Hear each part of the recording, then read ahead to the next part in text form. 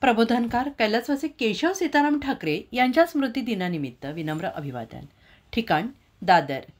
पोर्तुगीज चर्चजवळ थोर समाजसुधारक, झुंजार पत्रकार, साहित्यिक, संयुक्त महाराष्ट्र लढ्यातील अग्रणी नेतृत्व, शिवसैनिकांचे ऊर्जास्त्रोत प्रबोधनकार कैलासवासी केशव सीताराम ठाकरे यांच्या स्मृतिदिनानिमित्त पोर्तुगीज चर्च दादर येथील त्यांच्या पुतळ्यास पुष्पहार अर्पण करून तमाम शिवसैनिकांच्या वतीनं अभिवादन करताना ज्येष्ठ शिवसैनिक कक्षाचे अध्यक्ष श्री चंद्रकांत कोपडे, सचिव श्री रामदास पारकर,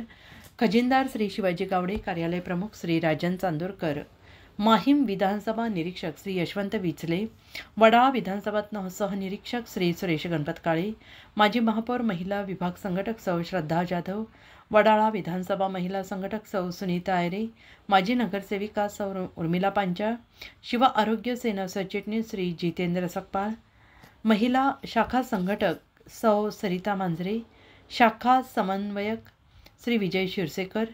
श्री अशोक कुचकोरिया, श्री लक्ष्मण फणसगावकर आदी शिवसैनिक आणि पदाधिकारी महिला आघाडी यांच्यामार्फत विनम्र अभिवादन करण्यात आले. अजिंक्य महाराष्ट्र न्यूजसोबत प्रतिनिधी दौलत सरवणकरसह गणेश तळवी.